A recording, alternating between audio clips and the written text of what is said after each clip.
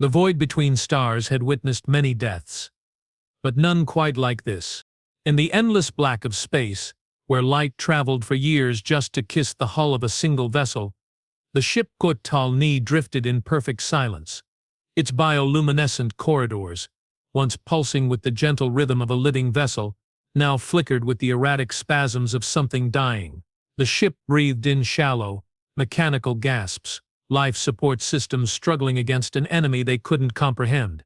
And in the depths of its medical bay, surrounded by the twisted remains of beings who had once been the galaxy's most feared warriors, a human opened his eyes. The first thing Commander Jackson Cross noticed wasn't the pain. It wasn't the alien architecture that curved and flowed like the inside of some vast organism. It wasn't even the acrid smell of death that hung in the recycled air like a shroud. It was the silence. Complete, absolute, deafening. Jackson's enhanced nervous system, a product of Earth's military augmentation program, came online with the precision of a weapon being assembled. Neural pathways fired in sequence. Muscle fibers tested their connection. His heart, reinforced with synthetic fibers that could pump blood at 3 times normal pressure, beat once, twice, and settled into its enhanced rhythm. But the silence remained. He sat up slowly, his body moving with the controlled grace of someone who had learned to fight in zero gravity, in crushing atmospheric pressure, in the radioactive hellscape of dead worlds. His augmented spine realigned itself with soft clicks, servos whirring as they compensated for what should have been crippling injuries. The first corpse he saw had been beautiful once. She somehow knew it was a she, though her species bore little resemblance to anything from Earth, lay crumpled against what might have been a medical station. Her skin had been silver, now faded to the color of old pewter. 4 arms, each ending in delicate manipulator appendages, were frozen in what looked like a gesture of surrender. Her large, compound eyes, each facet once reflecting the ship's bioluminescence like a constellation, now stared at nothing. Jackson stood and immediately wished he hadn't. They were everywhere. The medical bay, which his enhanced tactical awareness estimated at roughly 3,000 square feet, was a mausoleum. Bodies lay scattered across the curved floor like broken dolls.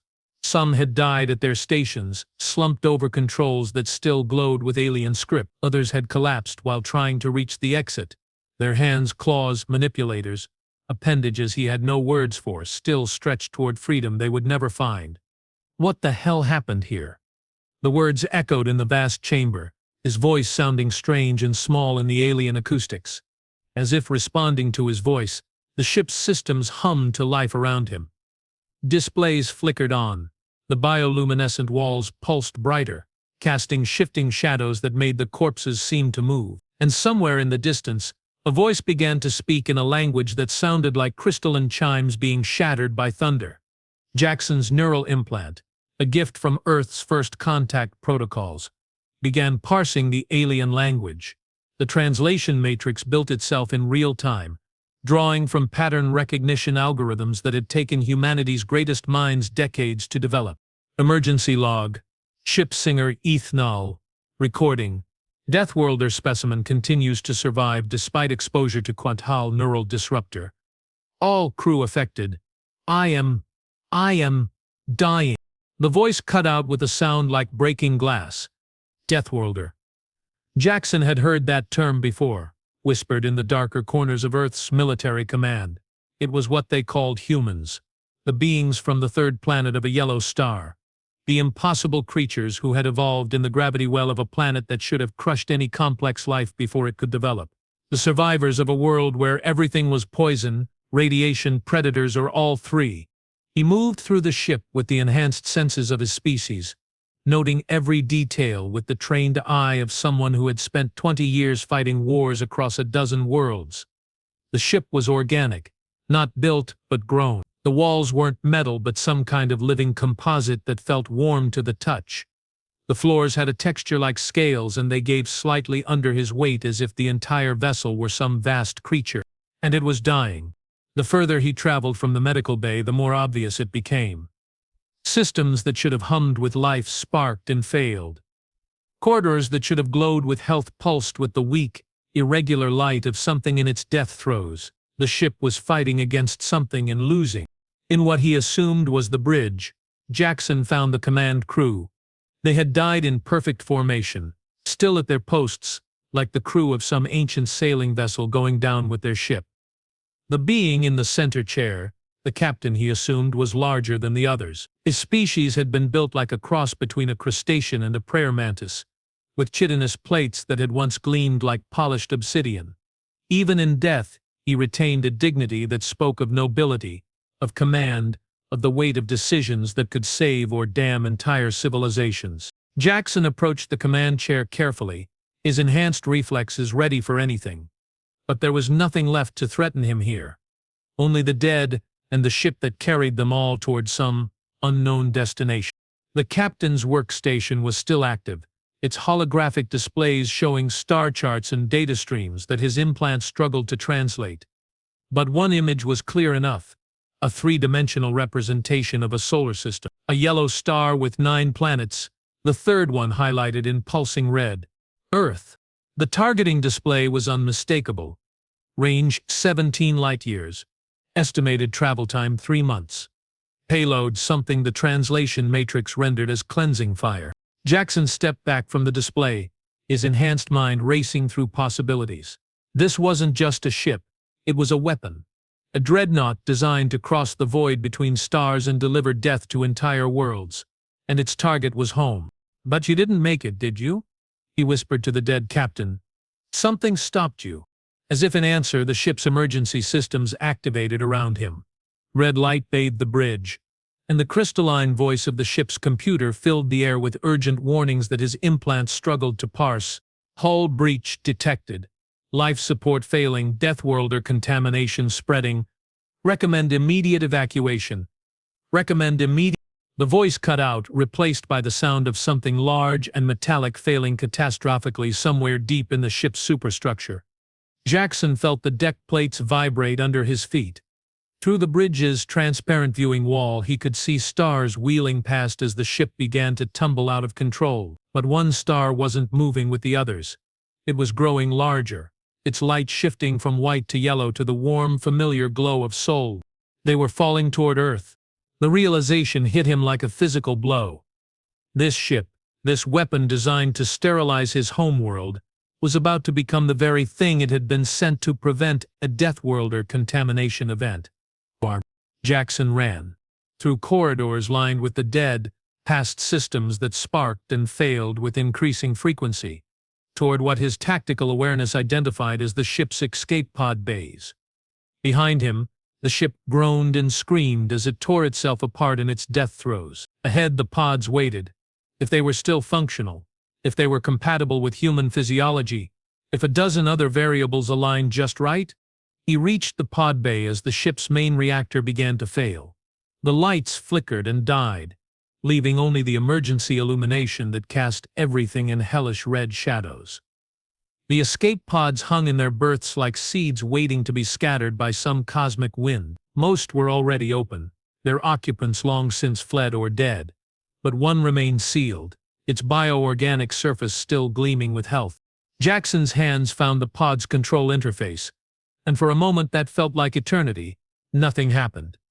Then his neural implant made contact with the alien systems, establishing a link that sent information flooding through his enhanced nervous system like liquid fire.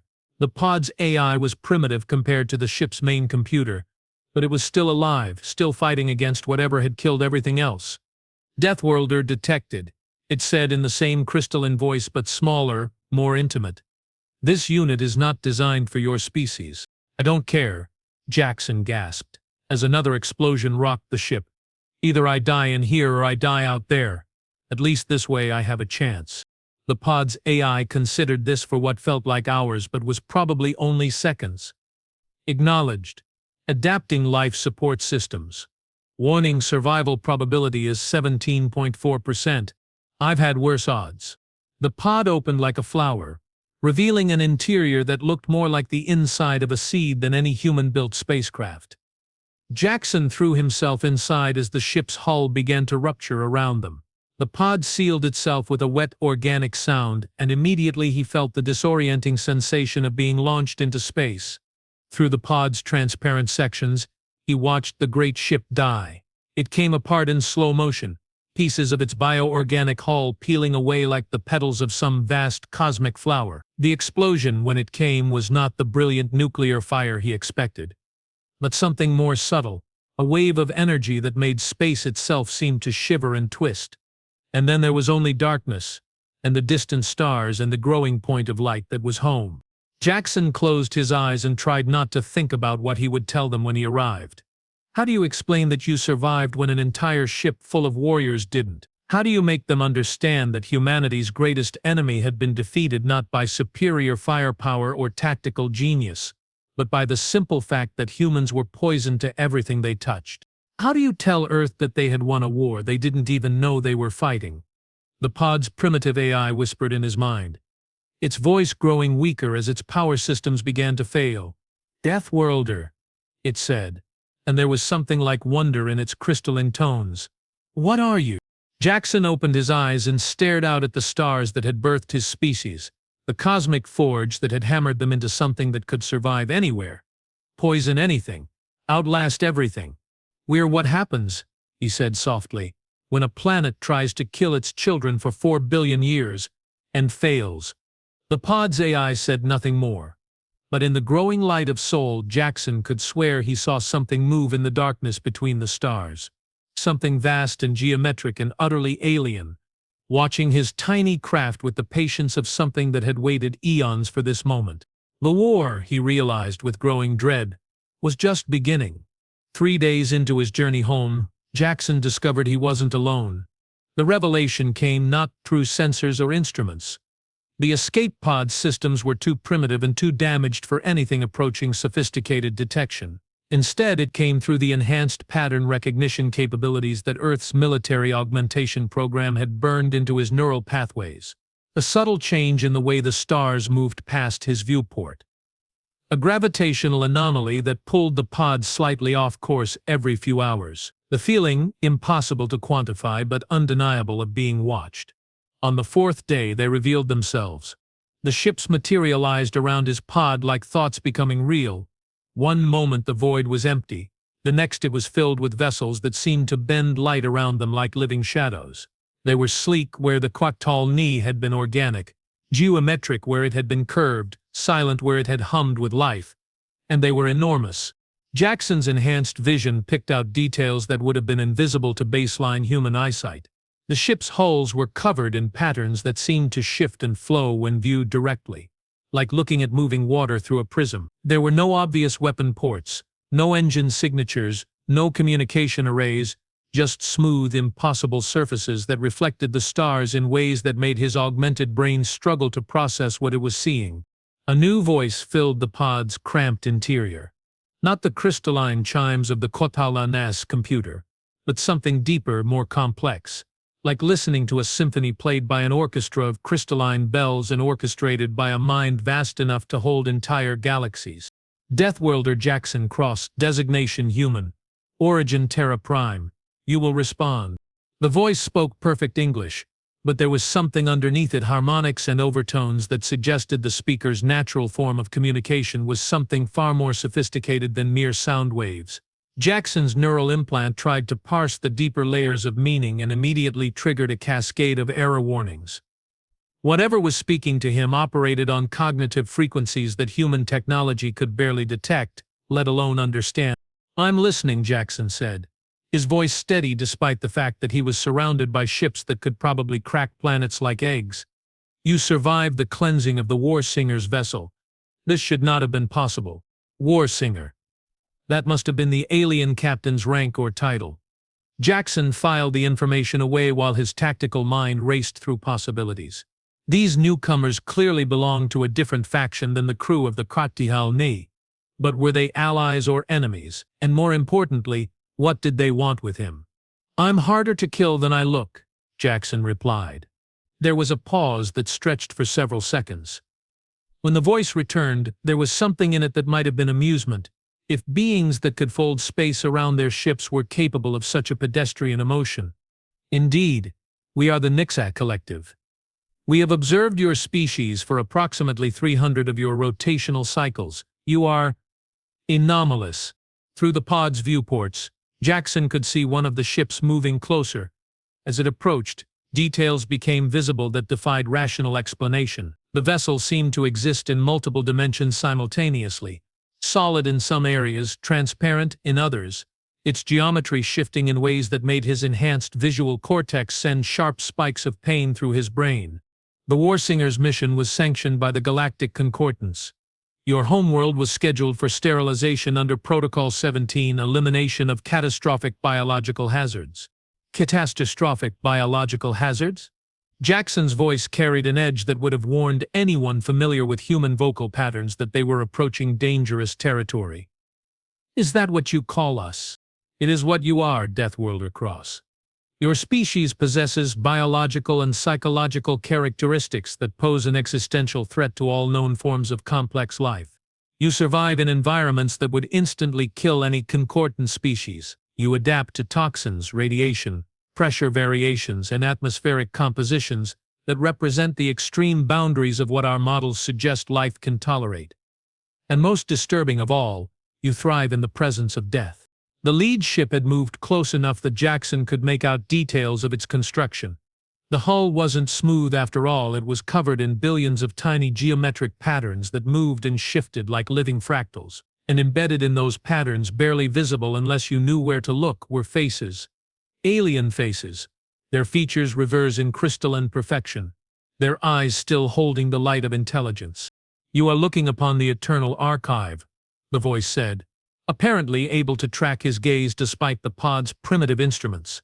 Each pattern contains the complete neural engram of a HFY who chose to join the collective consciousness rather than face individual dissolution. We are immortal, Deathworlder Cross. We do not age, we do not die, we do not forget. And you're afraid of us, Jackson said, the pieces beginning to fall into place in his mind. We are concerned by you. Your species represents chaos incarnate. Where we seek order, you create disorder. Where we pursue perfection, you celebrate flaws. Where we achieve immortality, you glorify death. You are antithetical to everything the Concordance has built across 47 million years of galactic civilization. Jackson felt something cold settle in the pit of his stomach. 47 million years. How long have you been watching us? Your species achieved spaceflight 214 of your years ago. The Concordance became aware of your existence 163 years ago when your radio transmissions first reached our monitoring stations. We have been debating your fate ever since, and you decided we needed to die.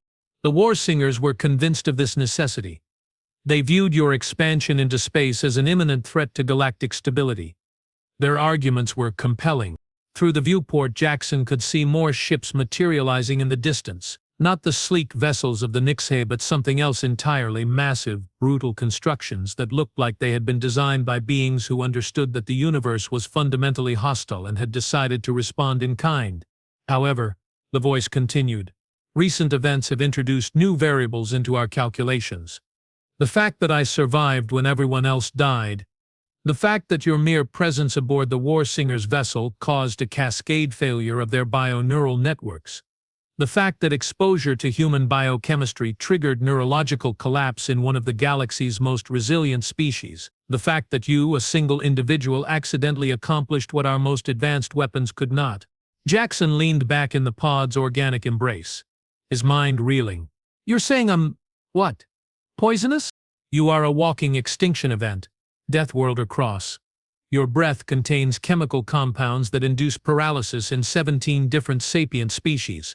Your skin secretes pheromones that trigger aggressive psychosis in empathic races. Your blood carries pathogens that have been extinct in the wider galaxy for millions of years, but which remain perfectly preserved in your biosphere like time capsules of ancient plagues.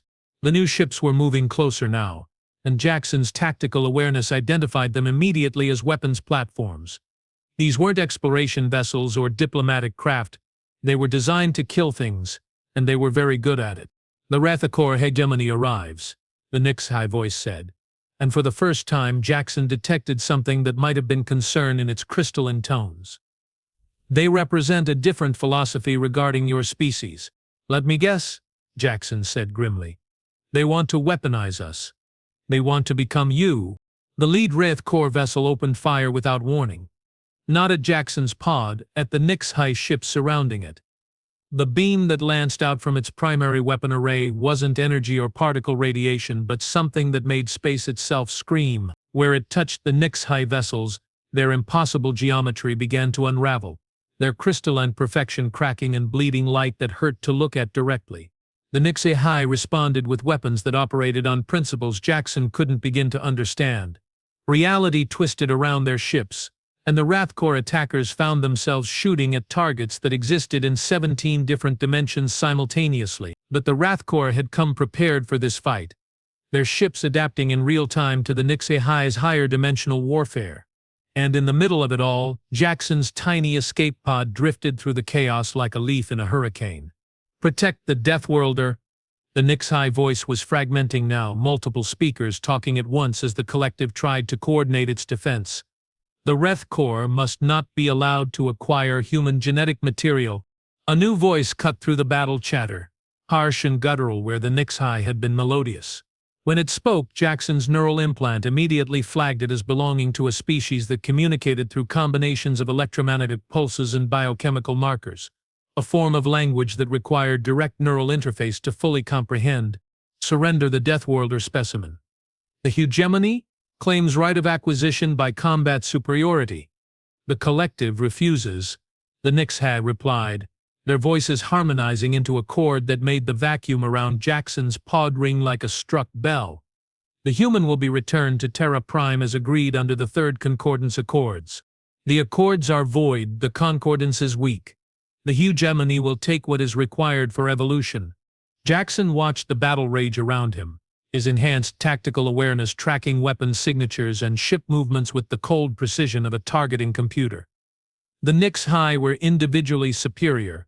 Their ships operated on technologies that made human physics look like children's toys.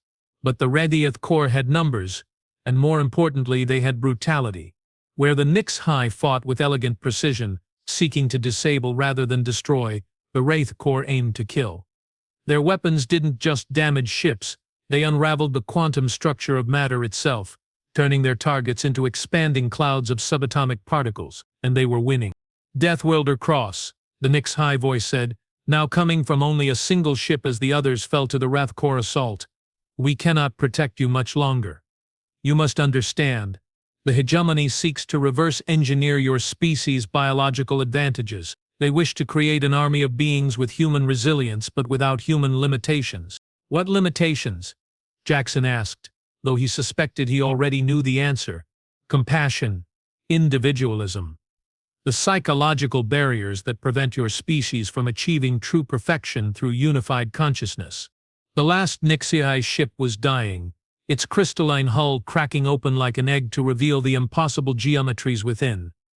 But as it died, it sent one final transmission, not to Jackson but to something else, something distant. "The signal is sent," the ship whispered as its consciousness began to fragment. "Your people will know, they will understand. The choice is theirs." And then there was only Jackson's pod and the Wraith Corps fleet, their massive ships surrounding him like predators circling wounded prey. The new voice that filled his pod was different from the others, colder, more analytical, completely devoid of the harmonics that had marked the HFY and the emotional undertones that had characterized the hegemony. This was the voice of something that had looked at the universe and found it wanting. "I am Ship Mine Krulthek, primary constructor of the Wraith Corps hegemony. You will be transported to our primary research facility for biological analysis and genetic extraction. Resistance will result in the implementation of pain compliance protocols." Jackson looked out at the alien fleet and made a decision that would echo across the galaxy for centuries to come. "No," he said simply. There was a pause that seemed to stretch for eternity. "Clarification required. This unit does not comprehend your response." I said, "No, I'm not going with you. I'm not going to let you turn my species into your personal army of super soldiers. And I'm sure as hell not going to sit here and let you poke and prod me like a lab rat while you figure out how to turn human biology into a weapon. You do not possess the capability to resist acquisition. Your escape pod contains no weapons, no propulsion system capable of outrunning our vessels, no defensive systems that could withstand our boarding equipment. Jackson smiled, and the expression would have chilled the blood of anyone who knew what it meant when a human showed their teeth. "You're right," he said. "I don't have any of those things, but you made one critical error in your calculations." "Specify this error."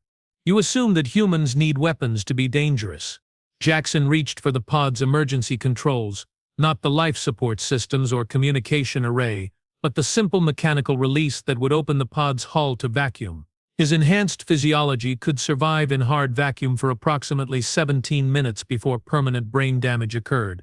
More than enough time for what he had in mind. "Stop. Opening the pod will result in your death." "Maybe," Jackson said, his finger hovering over the release. "But I'll die human, and I'll die free. And most importantly, I'll die here in the vacuum of space, where my body will become a biological weapon that you can't control, can't contain, and can't predict." The Wrath Corps ships began moving closer, their boarding systems warming up with ominous flickers of energy. But Jackson could see hesitation in their movements. They wanted him alive, wanted his genetic material intact, wanted to study him in controlled conditions. "You will comply. The hegemony requires live specimens for optimal analysis." "Then the hegemony is going to be disappointed." Jackson triggered the release. The pod's hull peeled back like a mechanical flower, and suddenly he was floating in hard vacuum, surrounded by starlight and alien warships, and the infinite black between worlds. His enhanced nervous system immediately began making the adjustments necessary for vacuum survival, slowing his heart rate, redirecting blood flow, initiating emergency oxygen conservation protocols. And around him, the Wrath Corps fleet recoiled like living things confronted with poison. Because that's exactly what he was. Jackson spread his arms wide and let his body tumble through space, his eyes fixed on the distant point of light that was Earth. Behind him, the alien ships hung in space like monuments to indecision, their weapon systems trained on a target they couldn't afford to destroy. In the distance, moving at speeds that defied comprehension, new ships were arriving. Human ships, sleek and predatory and built by beings who had learned to fight in the depths of gravity wells and the furnace heat of stellar coronas. They had received the HFY transmission, and they were coming to bring their lost son home.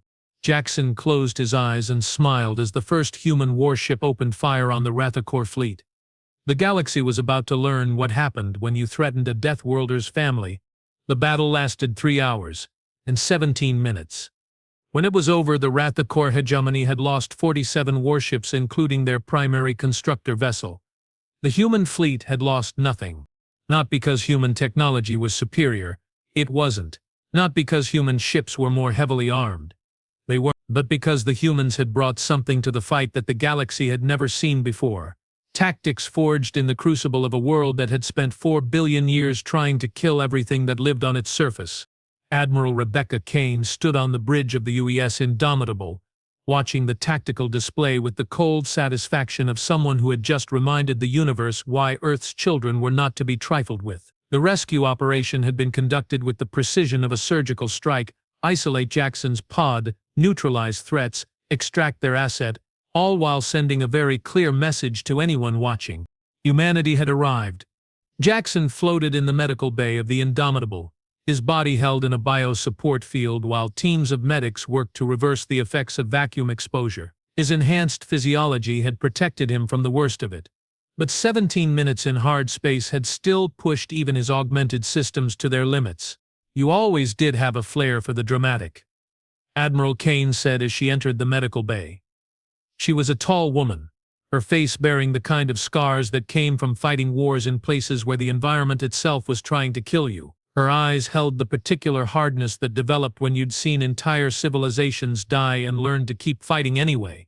"Sometimes," Jackson said, his voice still hoarse from the vacuum exposure, "dramatic is what works." Kane pulled up a chair beside his bed, her expression shifting from military commander to something more personal. "The HFY transmission reached us 3 days ago. Complete tactical analysis of the situation, full briefings on alien capabilities, and a very clear warning about what would happen if we didn't move fast. They seemed decent, for crystalline hive minds bent on galactic domination." "They're not bent on domination," Kane said quietly. "That's what makes this whole situation so damn complicated." Jackson raised an eyebrow, a gesture that sent a spike of pain through his vacuum-damaged nervous system. Kane activated a holographic display that materialized above Jackson's bed. It showed a three-dimensional map of the local galactic region, with different colored markers indicating the territories of various alien species. The sheer scope of it was staggering. Thousands of worlds, hundreds of different civilizations, all connected by trade routes and communication networks that spanned light years. "This is what we're dealing with," Kane said. "The Galactic Concordance. 47 million years of civilization. They've seen species rise and fall, stars be born and die, entire galaxies collide and merge. And in all that time they've never encountered anything like us." The display zoomed in on Earth's position, a tiny yellow dot on the very edge of the galactic map. Around it, pulsing red markers indicated the positions of various alien fleets. Some approaching, some retreating, all apparently fascinated by humanity's sudden appearance on the galactic stage. The Nixai briefing was illuminating. Kane continued, "According to them, most species in the galaxy evolve under what they call stable environmental conditions. Low radiation, minimal tectonic activity, atmospheric compositions that remain constant for millions of years. They develop slowly, peacefully, with evolution selecting for cooperation and stability rather than adaptability and aggression." Jackson was beginning to see where this was going. And then there's us. And then there's us. Born on a world where the atmosphere is poisonous to most galactic species, where the surface is bathed in radiation that would sterilize most planets, where tectonic activity makes the ground itself unstable, where life evolved not through cooperation but through constant brutal competition for limited resources. The display shifted, showing a comparison between Earth and several typical concordance worlds. The differences were stark. Where the alien worlds showed gentle, stable evolutionary curves, Earth's biological development looked like a series of mass extinction events punctuated by explosive radiations of new life forms. "We're the product of a world that tried to kill us for 4 billion years, Jackson said, understanding dawning in his augmented mind. "And we survived by becoming poisonous to everything else." "Worse than that," Kane said. "We survived by becoming addictive." Jackson stared at her. "What?" Kane activated another display. This one showing biological and psychological profiles of various alien species who had encountered human pheromones and biochemistry. "The Nixai analysis is terrifying, Jackson. Our biochemistry doesn't just poison other species, it makes them want more. Human pheromones trigger reward pathways in alien nervous systems that have been dormant for millions of years. We make them remember what it feels like to be alive instead of just existing." The implications hit Jackson like a physical blow. They want to become us. Some of them do. The Wraithcore hegemony represents the extreme end. They want to literally re-engineer themselves to possess human biological advantages. Others, like the war singers you encountered, think we need to be eliminated before we destabilize their entire civilization. And then there are the ones who want to study us, understand us, maybe find some middle ground. Jackson closed his eyes, trying to process the magnitude of what he was hearing. "How many species are we talking about?" Active Concordance membership includes approximately 12,000 intelligent species across this galactic arm. Passive membership, species that participate in galactic civilization but don't have full voting rights, brings the total to somewhere around 50,000. And they all know about us now. They all know about us now. Jackson opened his eyes and found Admiral Kane studying him with an expression that mixed professional assessment with something that might have been sympathy. "There's more," she said quietly. "The Nixat transmission included detailed intelligence on what they call the Death World Doctrine, a comprehensive analysis of human military capabilities based on their observations of our expansion into space." A new display materialized, showing human military deployments across the dozen worlds that humanity had settled since achieving faster-than-light travel. To alien eyes accustomed to species that took millennia to adapt to new environments, humanity's rapid colonization must have looked like a plague spreading across the galaxy. "In the space of 2 centuries, we've successfully established colonies on worlds that the Concordance classified as incompatible with complex life," Kane explained. "High radiation worlds, toxic atmospheres, gravity wells that would crush most alien species, temperatures that would boil their blood. We didn't just survive on these worlds, we thrived. Jackson thought about the colony on Proxima Centauri Bay, where children played in radiation fields that would kill most aliens in minutes.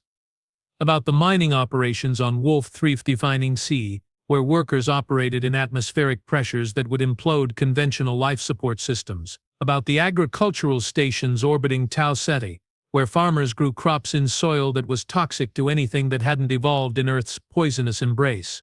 "They're afraid," Jackson said. "They're terrified," Kane corrected. According to the HFY, there are alien species that have gone into voluntary stasis rather than face the possibility of human contact. Others that have begun abandoning worlds on the edge of human space, fleeing deeper into the galactic core, and some that are demanding immediate military action to contain what they see as an existential threat to galactic civilization. The medical bay's door chimed and young Ensign entered, her face flushed with the kind of excitement that came from being present at history-making moments. "Admiral," she said, snapping to attention. "Priority communication from Earth Defense Command. The Galactic Concordance has sent an official diplomatic transmission. They're requesting a formal first contact meeting." Kane stood, her expression shifting back to military commander mode. "Location? Neutral space, approximately halfway between Earth and the HFY Collective. They've proposed a joint fleet meeting, no weapons powered, no aggressive maneuvering, full diplomatic protocols." "How many ships?" According to the transmission, representatives from 37 different concordance species, approximately 400 vessels in total. Jackson pushed himself upright in the medical bed, ignoring the protests from his still-healing nervous system. "They're not taking any chances." "Would you?" Kane asked. "If you'd just discovered a species that could accidentally poison entire fleets just by breathing on them." The ensign cleared her throat. "There's more, Admiral. The transmission specifically requests the presence of the Deathworlder who survived the War Singer vessel. They want to meet with Commander Cross direct." Jackson and Kane exchanged glances. "Diplomatic immunity?" Jackson asked. "The Concordance guarantees safe passage under the Third Accords," the ensign replied. "But they also note that human biochemistry makes standard diplomatic protocols challenging." Meaning they want to conduct the entire meeting with everyone sealed in environmental suits," Kane said grimly. "They're literally afraid to breathe the same air as us." Jackson laughed, a sound that held no humor whatsoever. "Perfect. We get invited to the galactic community, and they immediately make us feel welcome by treating us like walking biological weapons." "That's because we are walking biological weapons," Kane pointed out. "The question is what we do about it." Jackson stood, testing his balance as his enhanced nervous system finished repairing the damage from vacuum exposure. "We go to the meeting. We listen to what they have to say, and then we make it very clear that humanity doesn't negotiate from a position of weakness.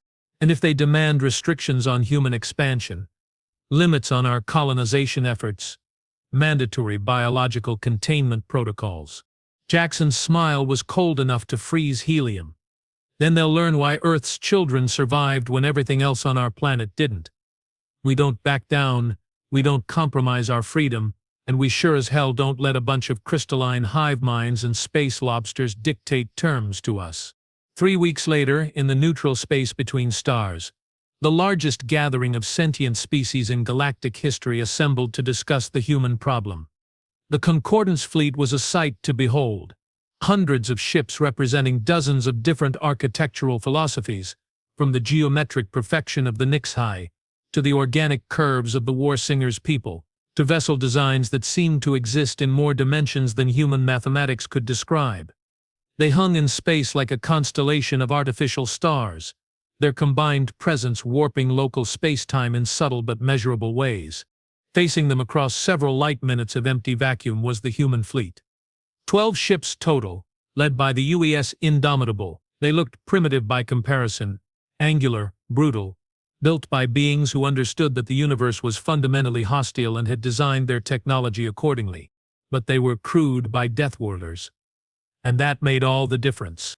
Jackson stood in the Indomitable's main conference room, sealed inside an environmental suit that made him look like some kind of techno-knight. Across from him, holographic representations of 37 different alien species shimmered in the artificial gravity. Some were recognizable as evolved from familiar Earth analogs: arthropods, cephalopods, even something that might have been descended from plants. Others defied classification entirely, their forms so alien that Jackson's enhanced visual cortex had to work overtime just to process what he was seeing. The HFY representative spoke first, its crystalline voice carrying harmonics that made the translation software struggle to keep up. "We convened this assembly under the ancient protocols of first contact. The species designated human has achieved interstellar capability and established colonies beyond their birth system. Under concordance law, they are eligible for provisional membership status." A new voice cut through the diplomatic pleasantries, harsh, electronic, belonging to something that looked like a mechanical spider the size of a small building. "The Kethmar synthesis objects. The Deathworlder species presents clear and present danger to galactic civilization. Integration is impossible. Containment protocols must be implemented immediately." "The collective disagrees," the HFY replied. "Human capabilities, while dangerous, represent potential for unprecedented advancement in Concord's defensive capabilities. The Rethkor incursion proves that current military doctrine is insufficient against determined aggressors." Jackson listened to the debate with growing frustration. They were talking about humanity like they were some kind of exotic weapon to be either locked away or utilized, not a sovereign species with their own agenda and desires. "Excuse me," he said, his voice cutting through the alien chatter like a knife. The entire assembly fell silent, thousands of alien eyes focusing on the single human in the room.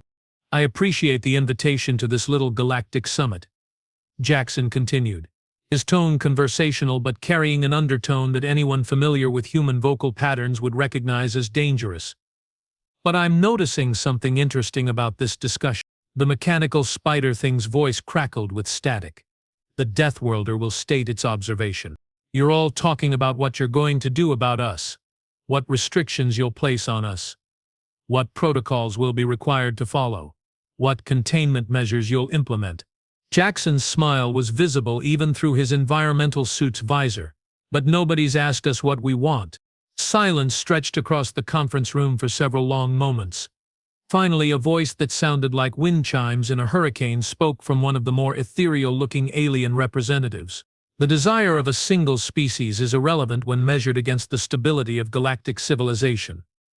The Deathworlders will comply with concordance directives or face the consequences of non-compliance." Jackson nodded slowly. "I see, and what exactly are these consequences?" "Economic isolation. Prohibition of expansion beyond current territorial boundaries. If necessary, active containment through the deployment of concordance peacekeeping forces." "Peacekeeping forces," Jackson repeated. "You mean warships?" "If required, yes." Jackson was quiet for a long moment, his enhanced mind running through tactical calculations and strategic assessments. When he spoke again, his voice carried the cold certainty of someone who had spent decades fighting wars across the galaxy. "Let me explain something to you," he said. "Every single one of our colonies was established on worlds that your own surveys classified as uninhabitable. High radiation, toxic atmospheres, crushing gravity, corrosive environments, places where you couldn't survive for 5 minutes without life support." The alien representative shifted uncomfortably, their various forms of nonverbal communication creating a symphony of unease that Jackson's enhanced senses picked up with crystal clarity. "We didn't choose those worlds because they were empty," Jackson continued. "We chose them because they were home. Because after 4 billion years of evolution on a planet that tried to kill us every single day, those environments felt comfortable to us." A new voice entered the conversation, something that communicated through electromagnetic pulses and chemical markers, its meaning transmitted directly to Jackson's neural implant. "The hegemony analysis confirms Deathworlder. Adaptability exceeds all known parameters.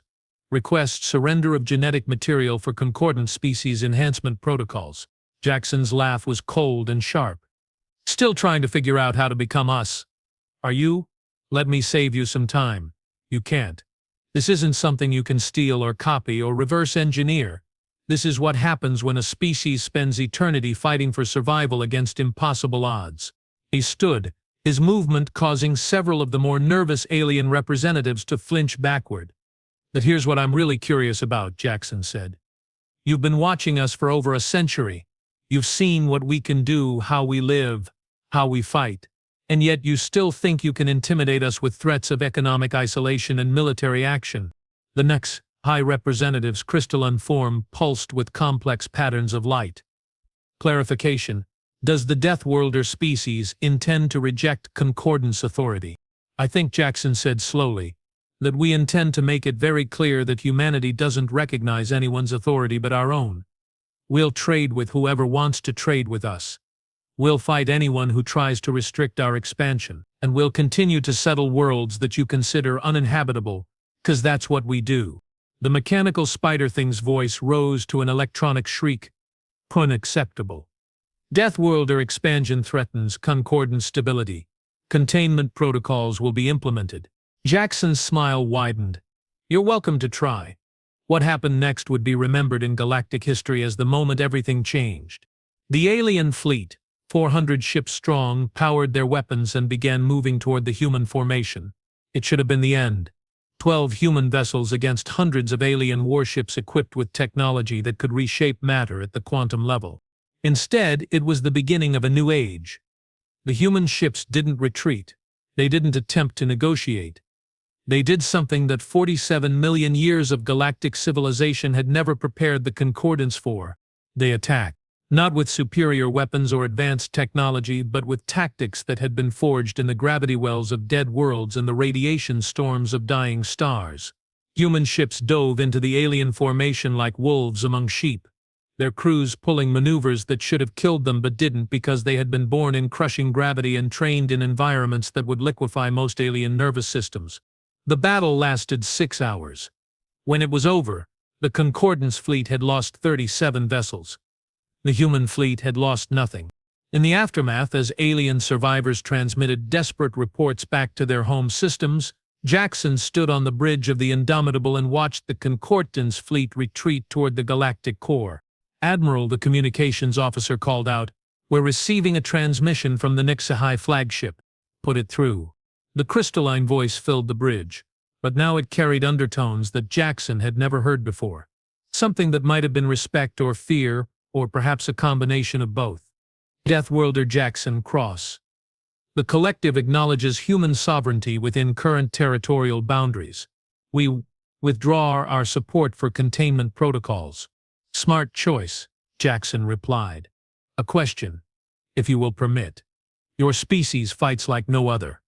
We have encountered, where other races seek to minimize casualties and preserve resources, you fight as if death itself is your ally. Why?" Jackson looked out at the stars, at the infinite black between worlds where his species had learned to thrive. "Because death is what made us," he said quietly.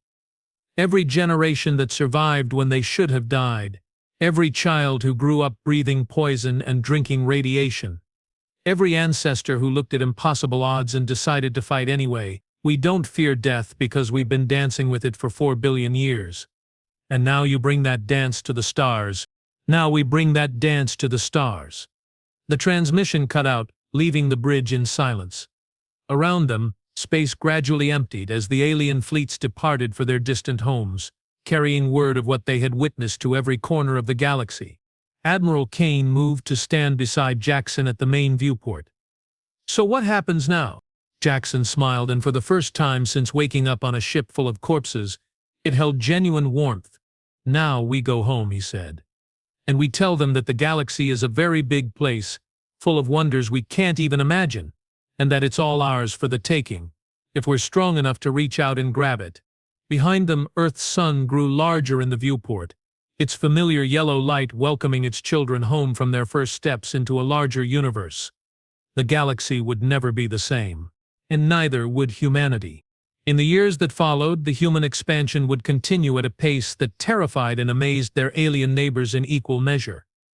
Worlds that had been considered uninhabitable death traps became thriving human colonies. Trade routes that had been impossible to maintain due to environmental hazards became highways for human merchant fleets.